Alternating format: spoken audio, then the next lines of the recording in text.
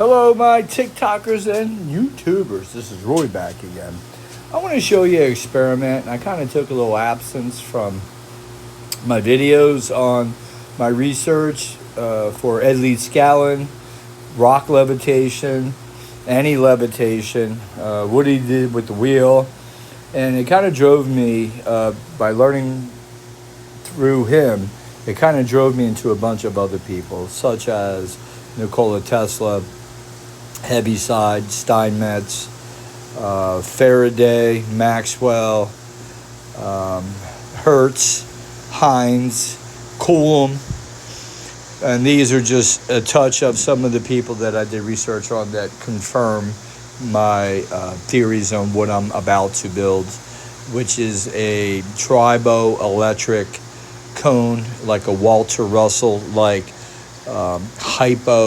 hyperbolic cone that is proportionally layered in 10 layers of triboelectric material that takes the electrostatic of the ambient electrostatic air, drives it inward and compresses it, and also drives it into the center towards the neck, which is the tighter and has compression.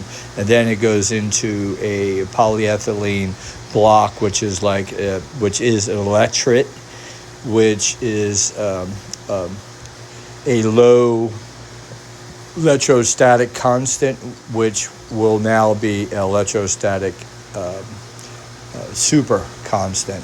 And also have to include my boy Wilhelm Reich, because in my passion with his Oregon accumulator box and his Oregon energy, I realized he was just naming it something different, but we're talking about the same type of force and equilibrium.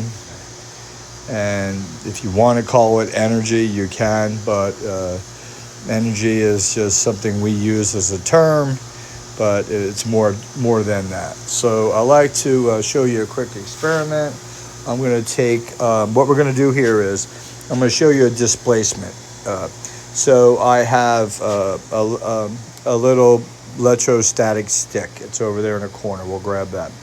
And we're going to use it to charge this toroid top load on a copper rod going in the saltwater bath, and on the outside's aluminum plate going into my pipe, which is 4 feet in the ground, and then an 8-foot ground rod from there. We're going to show some displacement right now. We're going to put some ions charged on the top, and I am going to come over here on this end and touch the magnets, and we're going to see a spark to my finger. And we're not even connected to this thing other than through ground. So the way this works is on this outside plate connected to this pipe, meaning it's just sitting on there, that this pipe is already having a negative approach with electrons sitting there. And now we put a difference in potential through the top. The electrons are going to flow through the glass into the salt water bath, and you'll have a difference in charge just on those two plates.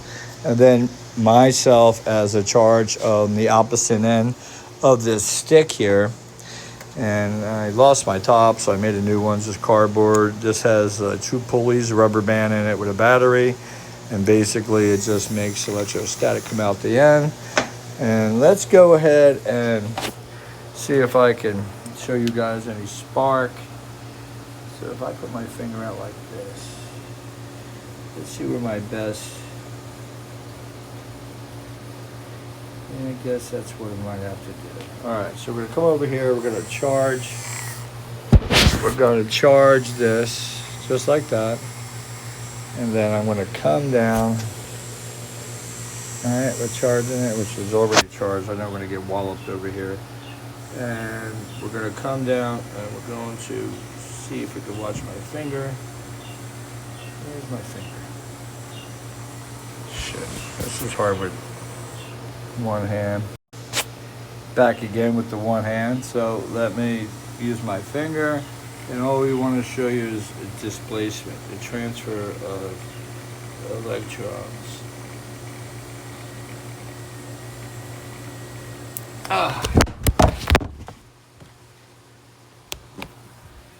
Are you there?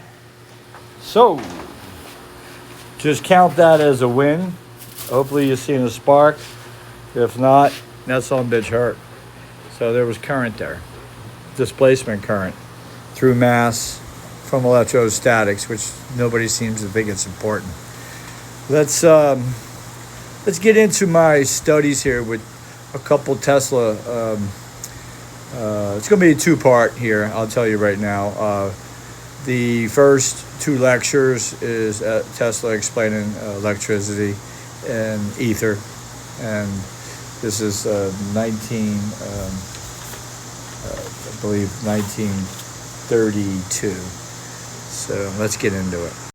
All right, let's get to it. So this is April 15th, 1932. This is a lecture at Columbia University. And this is me, why I've been absent for the last 3-4 months, maybe 5 or 6 months, putting little videos out there just because I'm excited, but didn't want to really talk about this.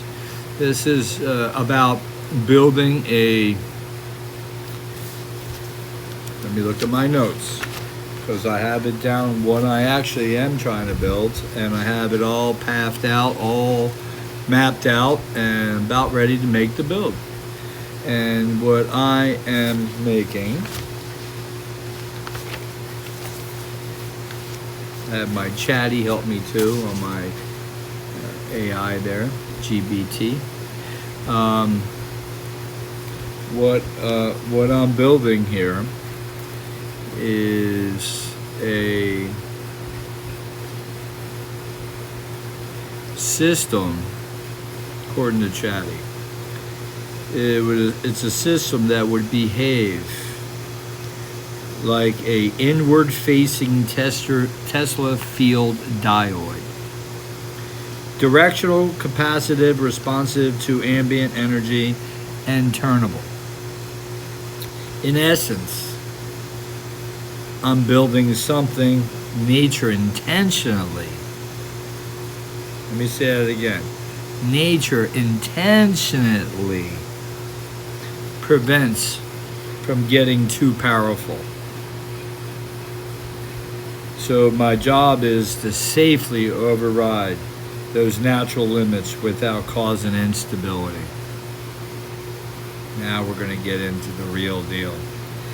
I am building a static vortex, energy vortex. It's passive, it's inward, it's drawing energy, accumulating that could store or discharge into supercapacitors, spark gap, minimal to no losses. The whole key was to really become familiar with electricity and get real intimate with electricity. Once you get intimate with electricity, you start to learn about ether, about what ether is, what electricity is, what electromagnetism is.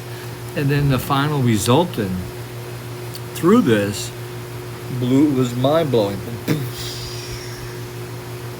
And that is, this is what forms gravity.